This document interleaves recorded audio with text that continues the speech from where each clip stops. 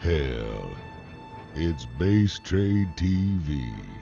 Alrighty, welcome back. We are getting into game number 1. This is sadly the Elimination series, so we will see somebody leave and not come back.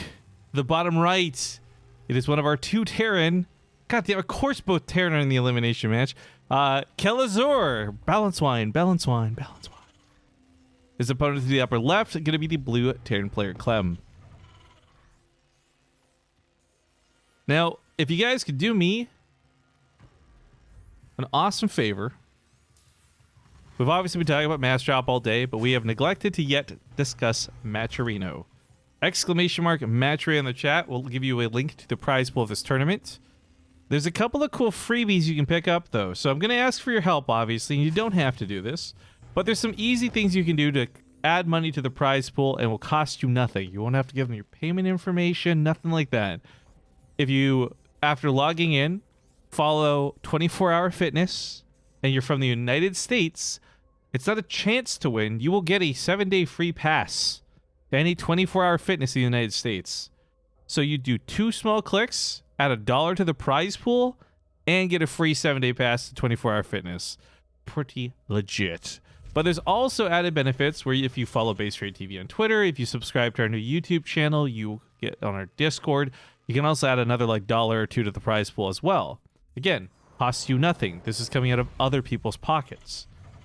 So please consider checking those out. And last but not least, there's a really awesome portrait pack that we have not had on sale for over a year because it was for BTSL Season 1 while we're in Vancouver. But we've been able to bring it back. Thanks again. Shout out to Blizzard and Matcherino. Decided to bring it back for 50% off. So for $5, you can get portraits in-game of myself, Wardy, Zombie Grub, and Maynard. The only place you can get these. There's literally nowhere else you can get these. And yeah, if you're interested in any of that good, especially the United States people, get that 24-Hour Fitness free. But for everyone else, you just click a couple buttons, helps us too. Anyways, getting into what was a Reaper fight, but looks like it's disengaged. Clem's not going to give chase to this. Small donation coming in while this happens. $5. Thank you kindly, good sir. Avalotion. I feel like I've said that wrong, but we're going to go with it. Avalotion, thank you for the $5. Says the Dancing Immortals intro is the best thing I've ever seen this morning. Great, good to hear. We've got a lot of dumb meme intros if you guys haven't seen some of the others, but yeah, I like doing map intros, and some of them are pretty funny. In fact, if you haven't, can one of our mods or I guess subs link the Stasis intro? It's up on our old YouTube, but it's probably the best recent day meme intro we've had. If you like the Immortals, I don't know, maybe you like this one too. I'm sad Stasis is out of the map pool, actually. Not just because of the intro we put into it, but I actually thought Stasis was genuinely one of the better maps. I really enjoyed watching games and playing games on that particular map. A little bit sad that it's gone. But anyways, TvT can sometimes be mech, it can sometimes be bio. Ooh, actually, Clem, some really nice looking Hellions. I love that skin. You could get in here and do some damage, but realistically not likely. Kelazhur's production is actually kicking up very well behind this. The Raven, the Cyclone, the extra Marines. So the chance to push through and get some sort of cheesy bit of damage, not likely. But I'm wondering if this is going to be mech or not. He's actually just swapped the barracks off of the tech lab. Maybe in favor for a tank. Okay. Luckily, because the matchup is a mirror matchup, and you kind of keep an eye on your opponent's pacing of the game through your attacks, like this one here, you will know the direction this goes. And the not influencing this game so much, but it is important that if a Terran player is playing mech, it does require a very different composition to deal with. So if you get over there and you see 3 Cyclones and a siege tank, oof, what happened here? Oh, Liberator in the main. I was like, how is he doing the damage? The hell he's get caught. But the Liberator snuck around the map. That was actually really good. Even if it's just simply denies mining for a time, still worth. Hellions actually take advantage of the situation. Clem finds Kelazhur not protecting his SCVs in the natural base. Ooh, one more shot could get a lot. 14 workers, 2 of which I think on top of this were mules. Liberator's got about 10 kills on her as well. And this has just absolutely destroyed Kelazhur's economy in the early game. I mean, to the point where it's not even close. Oh, the Liberator does go down. Almost gets out. But this is so sick. That third CC is so perfectly representative of the lead Clem has gotten off of these attacks. And I gotta be clear, guys.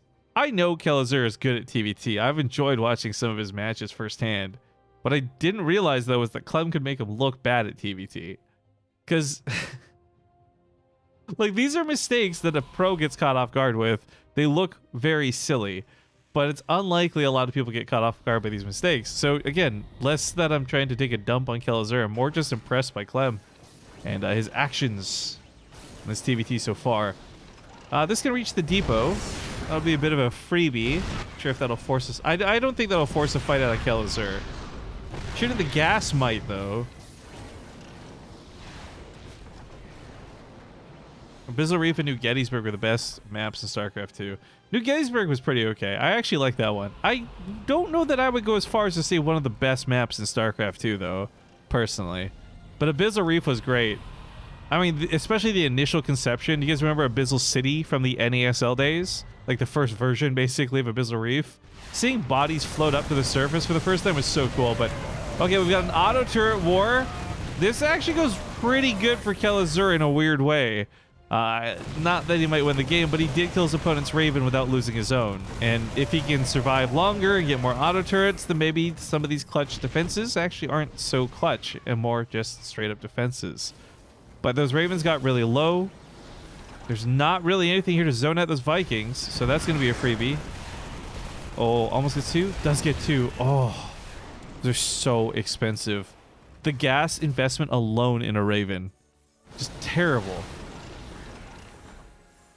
I love Ultrazeme Stronghold. Yo, Ultrazeme Stronghold was one of our OG map intros, actually. And this is so weird. I remember a lot of these maps based on their intros more than the games I played on them, but yeah, I liked Ultrazeme. That was a map I know a lot of people did not like, but I like that map. That Viking micro was pretty sick. I mean, it was risky because he had split them to make sure that if he was only going to lose one, he would lose one. But while the Viking got out alive, we should make clear that if the Viking died killing a Raven, that still would have been worthwhile. And I don't just mean on paper in terms of gas and minerals lost, but more so that that's 2 to 4 interference matrices Kelazhur will no longer have because he's only on one Raven. And if you want to deal with tanks, the only way you're really going to get that done is with that black messing micro disrupting interference matrix. Oh, actually, if he can squeeze a couple of tanks in here, not only is it in range of the supply depot for another freebie, but might get some of the barracks action too. It is going to be mech out of Clem. No, never mind. Excuse me. Second factory is just coming down for... I'm so dumb. I was looking at the wrong part of the production tab. Second factory is just coming down for additional tank production. His actual bio production is looking pretty good. Stim, 1-1, already done. All that good stuff. I got a little excited there for what was a potential swap, but just that's me being a dummy. But Stim and combat shields and all these things will be finishing here shortly for Kelazhur. So sadly, Clem is not able to take advantage of his, I guess, early tech lead, you could call it. But still, production, armories, upgrades, these are all going to continue to be very important as the game goes on. I often highlight the importance of expanding when it comes to Protoss versus Protoss, and in Terran versus Terran, oftentimes the emphasis is not necessarily on a third base versus a fourth base, but it is on upgrades. And if you're like 1-1 over your opponent, or in some cases 2-2 over your opponent, you're going to win Marine Wars 100% of the time. Unless you're doing something dumb like move commanding. But the point of this is, if somebody can get ahead in upgrades, you can actually start taking battles that you shouldn't be able to win. That's just how valuable those upgrades are to Marines. Does anyone here eat chicken noodle sick other than when they are sick? Absolutely, dude. Chicken noodle soup's great. Although, I did make the mistake. I bought low sodium chicken noodle soup, so it's like minus 25% less salt. That shit has no taste to it. Like, why even bother? Why even bother being a soup?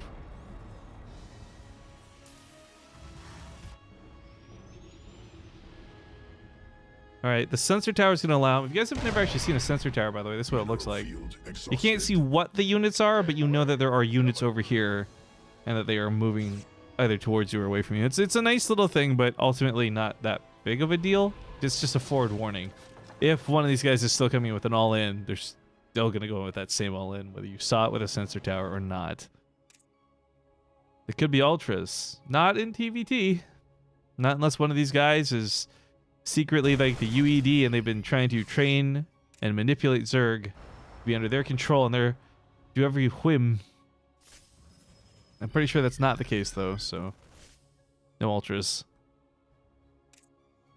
There's a very, very stark difference between these two right now, and that supply difference, that huge gap comes in through the Vikings. The Marine counts and the tank counts are close enough to be negligible, but it's this Viking count that's just next level.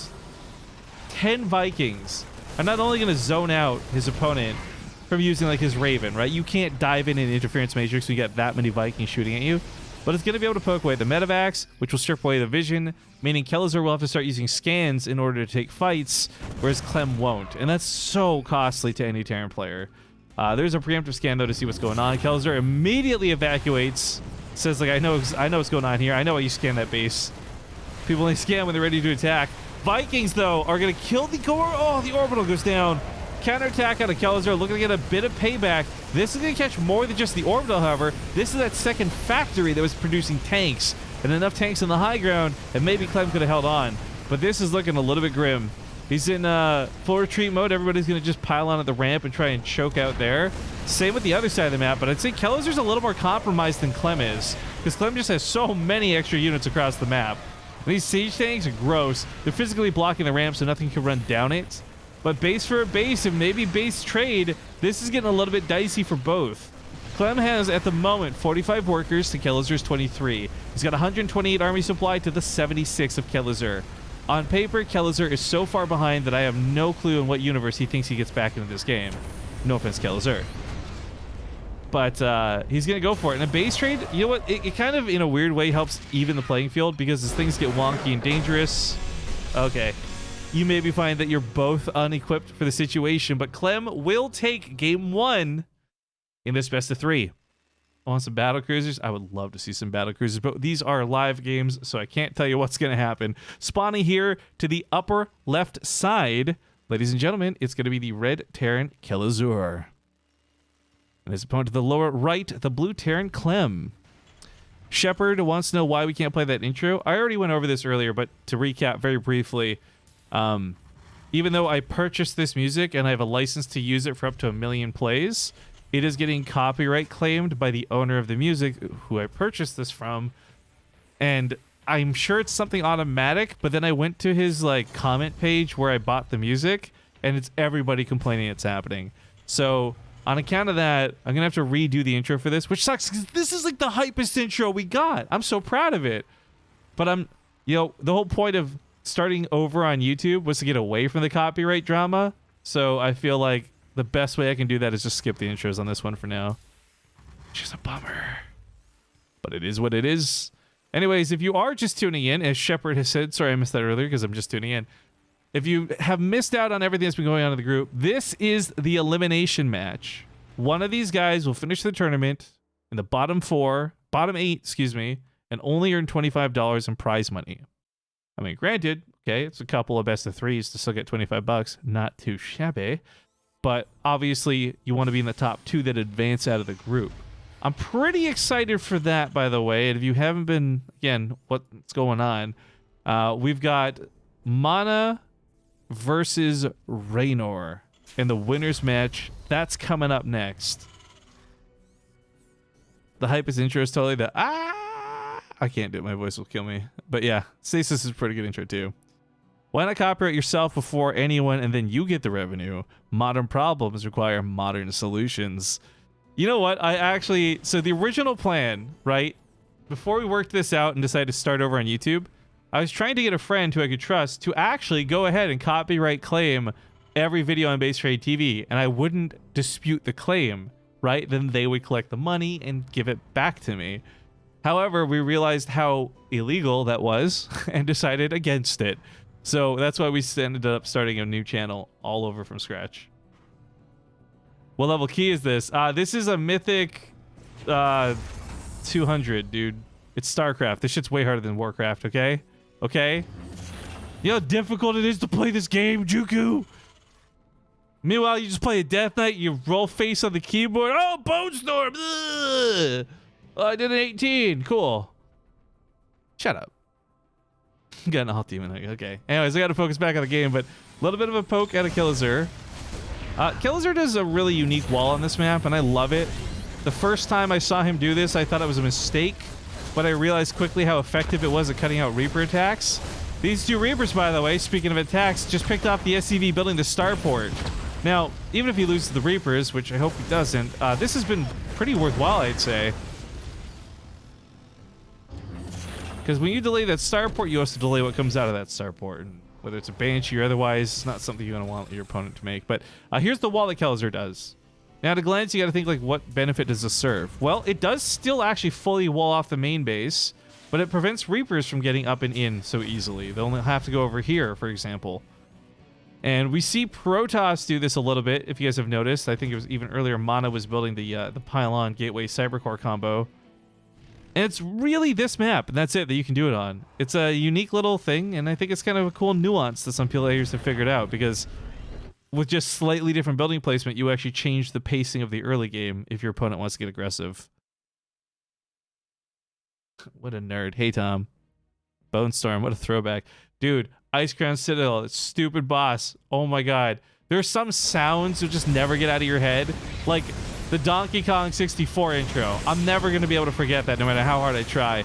Or listen to him shout Bone Storm every friggin' raid that we hop into Ice Crown Citadel.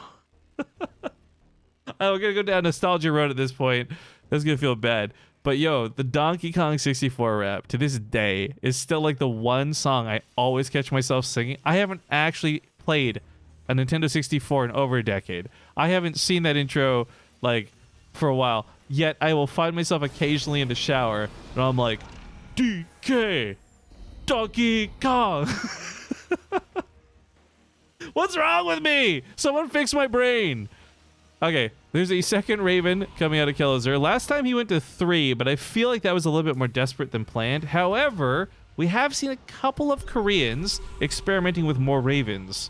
I know Innovation was doing it for a little while, and I don't know if he fell off with that or not, but I don't know. 2 seems to be the pretty much standard of what you want when it comes to this match. More than that is just so gas costly that I don't know that it's going to be worth it unless you find great opportunity.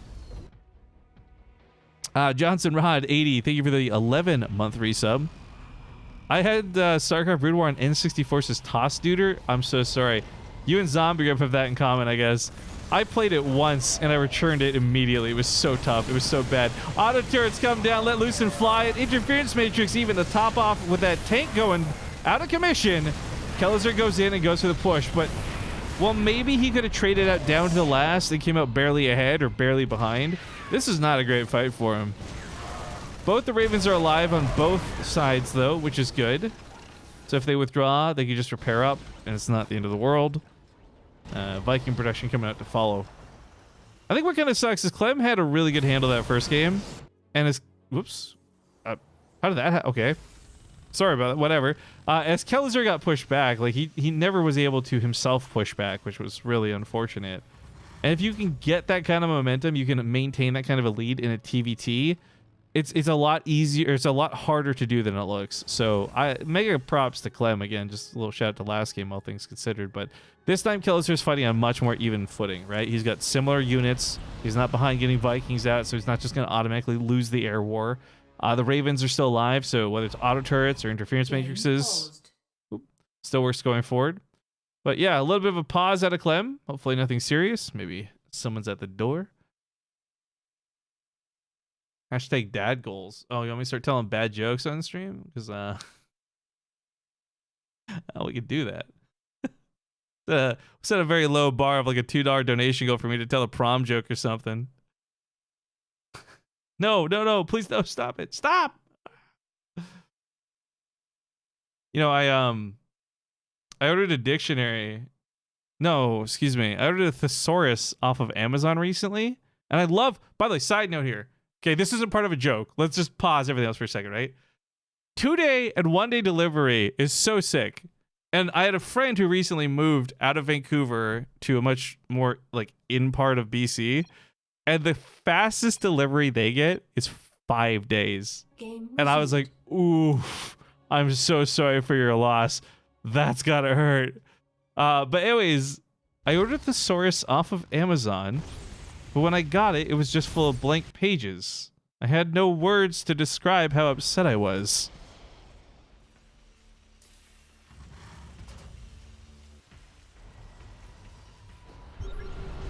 Okay, good scan. Kelazhur gonna set up the siege tanks. Ooh, Raven Wars got really awkward here. Both lose one, but now it's Viking to Viking, but there's more Vikings here for Clem. Interference Matrix on Kelazhur's forward tank makes this a much worse fight for him, but he does, with a couple of scans, have the ability to still fight. But the Vikings could also land on top of the tanks, which is a very scary and dangerous thought, so he unsieges and starts backing away. Really trying to put the screws to Clem in this game. He's done an okay job. He's up about, 10 SCVs or so, but everything else this game has been pretty much on point. I guess there's going to be a discrepancy in upgrades. Clem will have 1-1 definitively before Kelazhur, but stims are at the right timings. Combat shields should be close to one another, and those are the upgrades that matter a lot more. Although that +1 armor difference will perhaps decide a marine battle, not if there's still like 7 tanks behind them.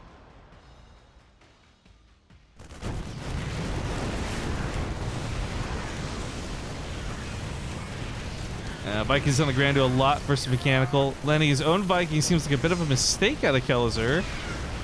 As he continues to funnel in, he will start winning momentum in this battle. But I don't know. This was not something he needed to fight over. This was just him kind of protecting his reinforcements and his losses. So now that he's won that battle, he decides to feel the confidence to push again. But this upgrade lead is going to favor Clem, not just for this fight, but for the follow-up fights. However, I guess there's no units here to really benefit from the upgrades, so that's kind of negligible. And Kelazhur with 0-0 storms the mineral lines and picks off quite a few SCVs, even denying the one that was building the second factory down here.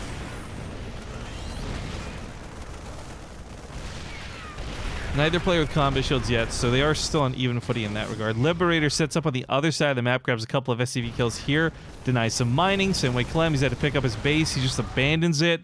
But it's fine, because he gets the orbital and the SCVs out of line for the most part. Tank, ooh, that's not a great spot to siege up in. Han shot first, and he should get the kill. Or was it Greedo that shot first?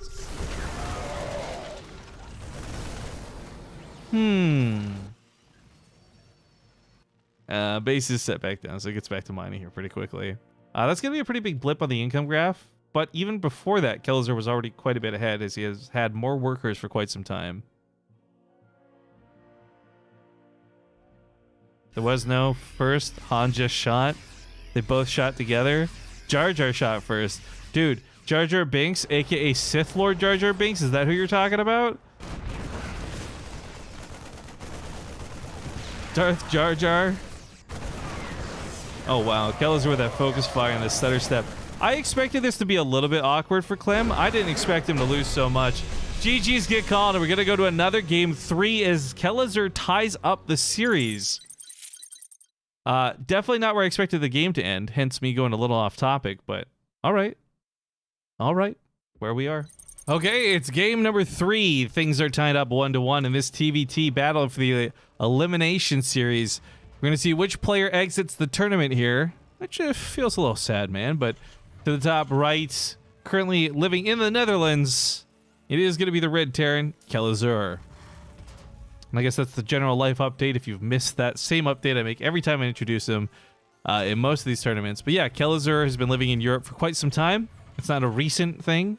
I think it's like since at least last year. I can't remember when, but he's been in the Netherlands for quite some time, doing school and all these other wonderful things. So kudos to him to still play StarCraft at a such a good level too.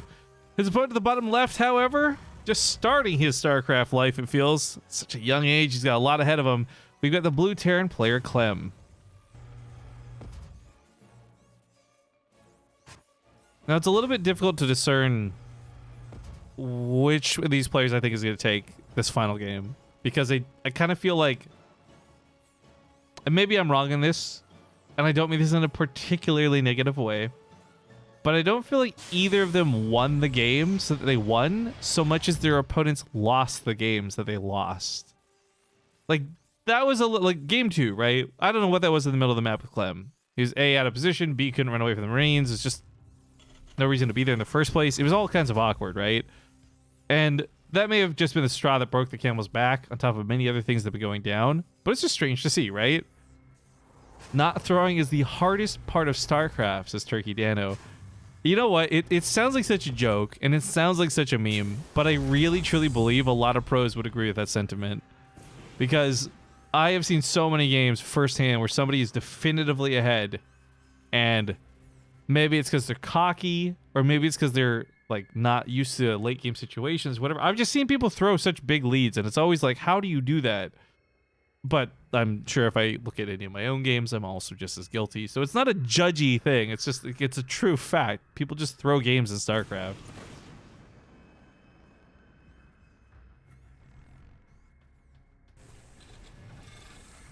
Command Center has been taken out of both, so nobody's one basing it for some weird final game cheese. Let me grab the prize structure of this. We can talk about that a little bit since we're getting almost done with the group stages entirely. As I had mentioned before, anyone who loses here, they're going to get $25 in prizing. Not great, but not bad for a couple of best of threes. However, fourth place jumps up to $75, meaning that if you get through today's group, if you survive this group, no matter what happens from that point on, you're earning 3 times as much money minimum just by surviving this first group. Third place is worth $125, second place $300, and first place $400. And that's where you might be like, but Rifkin, wait a minute. I've seen the Matrino prize pool. There's $1,700. That doesn't add up. Well, if you missed the announcement, we talked about this with the players yesterday and the day before. We're going to keep the prize pool at $1,000 as we had originally set out to do. But all of this excess money that we're raising through Matrino, I'm not going to take for myself. I'm not going to pocket. We're just going to throw another one of these same tournaments after WCS Challenger qualifiers are all wrapped up for the next couple weeks, weekends, etc. So, yeah, there's going to be more good content pushing forward more good content. But it's still $1,000 in prizing for all these guys to win. Which, yeah, we structured and we spread this out, so they're not actually forced to dedicate too much time.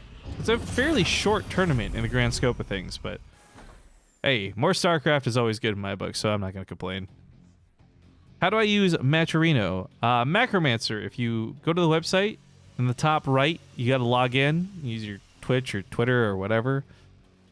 And once you're in there, just click a couple of those things that have the dollar signs on them. Those are links that money has. So I should explain that too, because it's not like codes. We used to have codes all the time, right? It basically just changed. Instead of entering code like butts123, now you click a link to go to our YouTube, and if you subscribe to our YouTube, you'll add that same dollar to the prize pool. Again, no cost to you, but if you don't do it, we don't get it. Double lock-on with the Cyclone was nice, but these are not mag-filled accelerators, so it wasn't exactly melting the tank. As he backs away from the battle, he will be able to keep the Raven from giving chase, but his own Raven, very badly damaged. Second one joins the front line, and looks like Kelazhur is going to continue poking. Oh, missed rally out of the tank from Clem. That was a big mistake. I'm not sure what happened. A rally or maybe just like AI pathing around the map. He just gave away a tank for free, essentially. This other Raven's got enough energy to cast either Auto Turret, Anti-Armor, or Interference Matrix, but not all three, just one. Clem's got to get it together. Giving away things like that tank, I mean, that's why he can't take this fight. This might actually be the end of the game, depending how well the fight goes here for Kelazhur. Because he is going to kill a lot of workers with this at the end of the day, no matter how this plays out. 13 dead SCVs are the minimum of what he got out of this, and that's not bad at all. Auto turrets come down to try and protect the tank. Kills the Raven, kills a couple of the Reapers, kills some more of the SCVs. 17 workers dead at the end of this. 47 to 29. Third base on location versus third base sitting in the main. And Clem, at this point, doesn't have an option to play macro. Even with that extra command center, he's got to do some sort of damage to his opponent to bridge this gap of what is almost 20 SCVs. 20 workers, well saturated and spread out on these bases. Kelazhur is going to have a lot more money to work with. That means maybe another starport. So you're pumping out 3 to 4 Vikings at a time. That's your upgrades. There is a very definitive lead for Kelazhur coming off the back end of this. The one drawback, though, is his army is still a little bit lacking, right? These tanks aren't really covered by much. The Ravens are still going to be king. Whether, again, auto turrets, interference matrix, they will help make up for some of the lackluster part of the army. But Kelazhur with a third Raven. Okay, this is definitively on purpose. I have clicked follow YouTube to add $1. Is that it? I mean, there's a lot of little things you can click, dude. It's not just the one. Click them all to your heart's content, my guy. Or just be done and happy with it. But if you're from the United States, definitely do the 47-hour or 24-hour fitness one so you can get a free pass to the gym. Oof. Nice interference matrix. Tank's already in siege, so it can at least run away, but not going to be fighting, not going to be attacking. Vikings landing on the ground, trying to snipe off those tanks. Not a bad move out of Clem.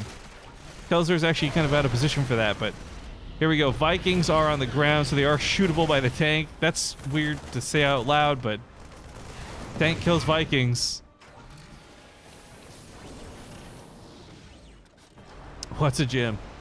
Yeah, again, the 24-hour fitness sponsor quest. If you're from the United States, if you just click those links so it subs to their channel, you'll get a 7-day pass to any 24-hour fitness in the United States. It's kind of a cool promo. I mean, at the end of the day, anytime you guys can get something free, even if you're not someone who's ever going to use that gym pass, better to have it and not need it than need it and not have it. Exclamation mark mass drop in the chat. That was so shameless. Ugh. All right, that Viking count's looking pretty Gucci. He's doing a good job zoning this out. The tanks obviously can't shoot up, so they're not going to help much with this, but 9 Vikings to 1. I mean, Kelazhur can't really make up that difference by just going Vikings or better production.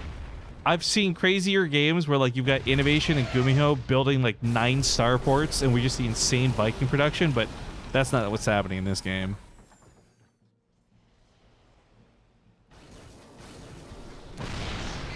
What's a gym? It's a place you go to train your Pokemon and test their mettle against the leader and earn badges so you can progress through the Johto League. This was a pretty good fight for Kelazhur, I gotta say. Did not expect him to shave off so many of those Vikings down to the bottom. That went from, like, what was it, 9 or something before, down to 4. On top of this, his tanks are still going to push through. There's not a lot of Marines to assist, but if they can kill this one tank, again, another awkward tank in this position, it'll work out well for Kelazhur. But counting their eggs before they hatch, I guess. Upgrades are favoring Kelazhur. He's on 1-1 pretty definitively. Blues +1 weapons and armor upgrade are still about, like, 20 seconds out. But that's not that important because I want to note that during this time, Kelazhur started his 2-2, so he will potentially have another window of opportunity to really abuse upgrades. What's a Pokemon? It's like a Digimon, but worse. That's another one of those songs, by the way. Like we talked about the Donkey Kong rap earlier. Digimon, Digimon. Digimon, digital monsters, Digimon are the champions. God, I'm never gonna get that out of my head. What's the other one? Monster Rancher. Yo, did we have any Monster Rancher fans? I used to watch Monster Rancher after school all the time. I'm not going to start singing it now. There's a limit to my cringe, if you can believe it. But, all right, this is a huge drop, grabbing a lot of SCVs and attention away from Clem. And as the army comes to the natural base to respond over here, Kelazhur's making a move down the middle of the map with the tanks and the Marines. This is the bigger force. This is the real force. It's got less Marines to work with, but more tanks, so it's far more deadly. Both of the defensive tanks from Kelazhur go down. Siege tanks, of course, are being produced at this base, so if he can just kill the factory, that's going to put a huge dent in Clem's production, and this could be what wins Kelazhur the game. Those Vikings don't know what to do. They want to get involved with the fight, but they can't. The Marines are just too dangerous. GG, well played. Good luck gets caught. Ladies and gentlemen, Kelazhur! Old man Kelazhur will kick this kid to the curb. I'm just kidding, Clem. I absolutely love you. But Kelazhur will kick this kid to the curb and advance on to the finals of the group. No, but seriously, I do. I love and respect Clem, and I'm a little sad to see him lose. But at the same time, I hope he'll continue to play in our events. Anyways, next up, we've got the winners match. They've been waiting a long time. Feels bad, man. Rainer versus Mana.